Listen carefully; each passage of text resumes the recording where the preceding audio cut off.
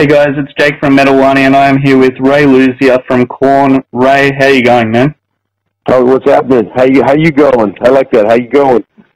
I'm good, man. It's a nice early morning over here in the land down under, so yeah, good. Yeah, I can't wait to come back there, man. It's been a couple years.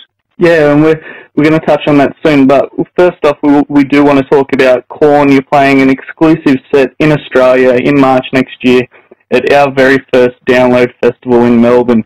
How excited are not only yourself but the band to be returning to Australia and also headlining such a special event? It's really awesome. We love it over there, and all the different cities we visit are just so cool, and the vibe, and we just love it. I wish we'd go over a lot more. We've been to Perth, Adelaide, Sydney, Melbourne, a couple others, and it's just great. We love the reaction of the crowd, and I think it's going to be even more special in March because we haven't been there for so long, and we're so proud of the new record and can't wait to play for everyone. Yeah, and as you said, it has been a few years. I believe Soundwave in 2014 was the last time you guys were here, but is there any particular reason large gaps between appearances by Korn in Australia? Yeah, I don't know, man. It's like I first got this gig in '07. We did 36 countries in 4.5 months. So it's a weird thing. The management books things, and they find out where we're sort of needed and where the other bands are playing, and it's this big vicious cycle of entertainment out there. It's a lot of planning and plotting, and as an artist, you can make requests. We always make requests on our favorite places to go. But at the end of the day, it comes down to management finding out what's feasible and what's the right thing to do and all that. So, I wish we'd come over more for sure. Yeah.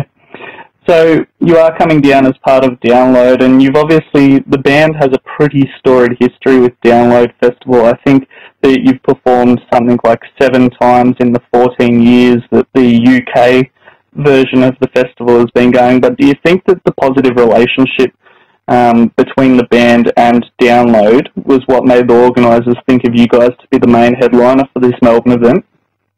It could be possible. We definitely have a great relationship with them, and we love playing. There's certain festivals that stick out, and Download has always been in the top 3. It's always off the hook, and every time we play it in the UK, it's very well organized, and they're very welcoming, and that makes a big difference for us. To be around, Korn's been on pushing 24 years. I've been in the band 11 now, and just seeing how everything's run and the festivals we hit. There's not really bad ones out there, but there's definitely ones that are better run, and Download's always one of them, that sticks out. So when I heard we were coming over there to headline that, I was really excited about it. Yeah, cool. Now, this is sort of a bit of a sensitive topic, but I do feel that your response would be really, really well received. And I'm sure you're probably aware of the public reaction here in Australia once the Download lineup was announced, that a lot of Australians were unsure of why Korn was announced as the headliner for the first event. A lot of people were expecting someone incredibly massive. They were doing comparisons between our lineup and the lineup in the UK, which we know is obviously not feasible. And we've gone through on our website and outlined why we think you guys make a great headliner and are more than worthy of the position, especially on the back of your last album. But why do you think that the Australian public reacted that way? To be honest, I have no idea. We just do what we do.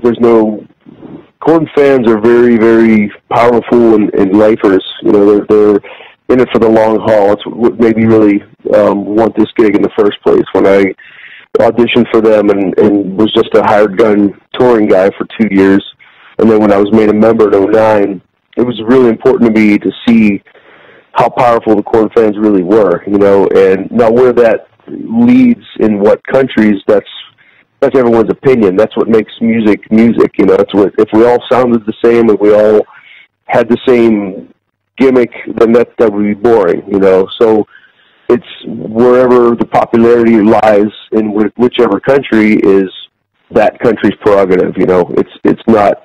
There's nothing we can control about that. You know, it's weird. Like we go to South Africa and we're headlining over top of Muse. So, you know, Muse opened for us, and that's like unheard of because they sell out Wembley Stadium in the UK. So, you know, it's one of those things where, we let the people decide, and if the promoter feels that was the right lineup for the billing, then we just go and we give it all, whether we're opening or. Korn's mainly a headlining band. I mean, there was a little lull a couple years ago when we put the dubstep record out, Path to Totality.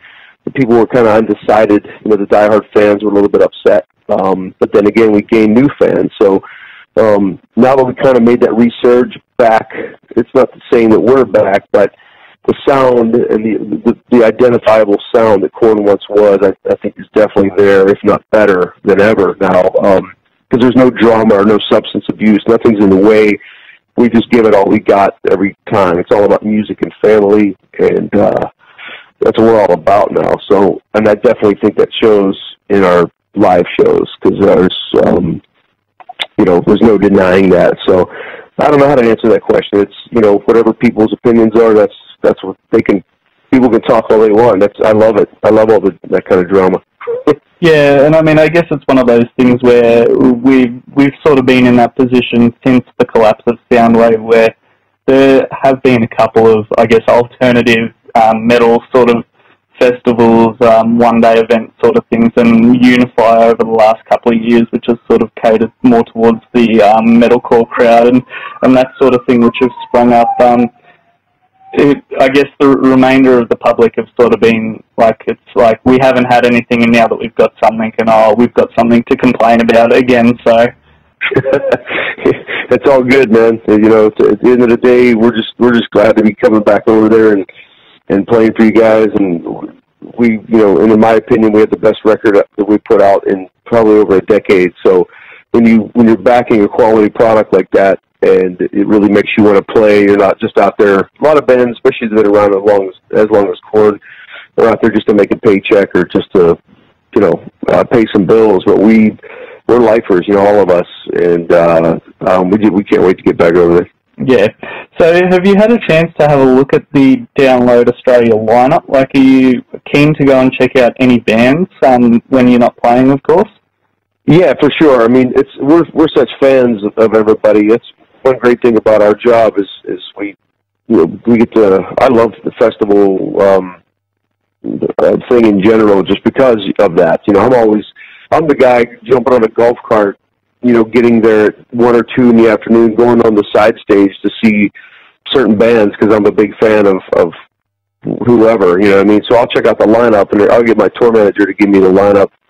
The evening before, and I'll say, okay, I got to be here this time because I'm going to check that out. And Ted and I are always the guys kind of doing that. We'll go check it out, or even Monk's up there sometimes, because we're just such fans of music. We love to see all that. And, of course, if you have the same package night after night, like we just did a tour with Yellow Wolf, Stone Sour, and Baby Metal, and a couple other bands. And, when you see the same lineup, it gets redundant to watch it night after night, but the festival things like Download and Rock am Ring and Rock am Park and all those festivals. We did Reading Leeds this year, and it's just amazing to see all these different bands. And sometimes we watch from side stage, sometimes we go out front of house and want the full effect, Yeah, cool. Now, you did talk about the, I guess it's relatively new record. It has been out for 12 months, Serenity of Suffering, but I particularly directing this question towards you. So how did it feel to be nominated for a Grammy for Best Metal Performance for Rotting in Vain? I mean, this is the second time that the band has been nominated for a Grammy while you've been a member, but is it ever sort of real that just knowing that you're being nominated for such prestigious awards for the music and work that you guys are producing? Yeah, it's really cool. I mean, I'm one of those working drummers and musicians. I never got into the whole rock star thing, and I've been playing on 80 records and teaching a drum lesson, playing a cover band, you know, doing a David Lee Roth tour, doing a Jakey Lee tour, whoever, and I'd go on to the next thing. So being in a band that, with a status as Korn, and you know, that sold over 40 million records, and already had a couple Grammys sitting on the studio wall, and you know, it feels really great to be in such a band. I never, even when I got the gig, I didn't think I'd be in the band this long, and when you kind of get your niche in the band, and you get to create with these guys, people you love to be around, people you love to tour with, people you love to create music with, it really, it's to get that Grammy nom is just kind of a extra bonus. You know, like, wow, people are, you know, seeing the hard work and seeing the dedication and love and passion we have. So that's a big deal. You know, it really hit me on our first Grammy nom we got. I was like, wow, just showing up at the actual Grammy event and seeing all these amazing artists around you, and that's enough for me. I mean, yeah, obviously you want to win it, but just getting nominated and recognized like that is a huge deal, you know, for me. Yeah, nice. Now, this one is sort of I guess another sort of probing question, but given that Serenity has been out for over 12 months and musicians are very habitual and like to continue writing, has work started on a new record yet? We're definitely talking about it. You know, we're always writing stuff. I mean, it's a nonstop machine. I mean, even on the road, we have 3 tour buses that are always in progress. You know, Jonathan's always has his studio on his bus. You can't eat on his table on his bus because there's speakers and several laptops and things going on. He's always creating. So there's always ideas. I know, you know, the beginning of next year, we're definitely going to start getting together and putting them down. That's what we did with Serenity of Suffering. Head Monkey and I got together first and got probably 20 riffs and grooves and things, ideas going, and then once we start getting everybody involved, you know, it's time to get a producer. And Nick Raskulinecz just did such a great job on SOS, and I'd love to use him again, but I'm sure we're going to have that meeting soon about talking about another producer, possibly Nick again. And Korn's a really difficult band to mix too. Josh Wilbur, who mixed SOS, is just really on his game.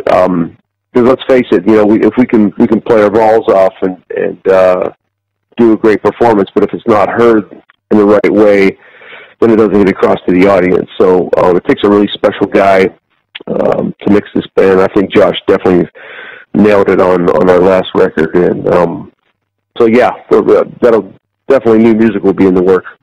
Yeah. Cool. This is the last one that I've got for you, Ray, but I guess given the positive reception for Serenity, and yet again, I mean, I know that's probably too far out to give a definitive answer, but do you think that the band is going to be looking to go down a similar sort of direction on the new record, or do you think they'll be looking at trying to experiment on some other sort of musical genre that Korn has yet to tap into? We're going to do country, big band, jazz. No.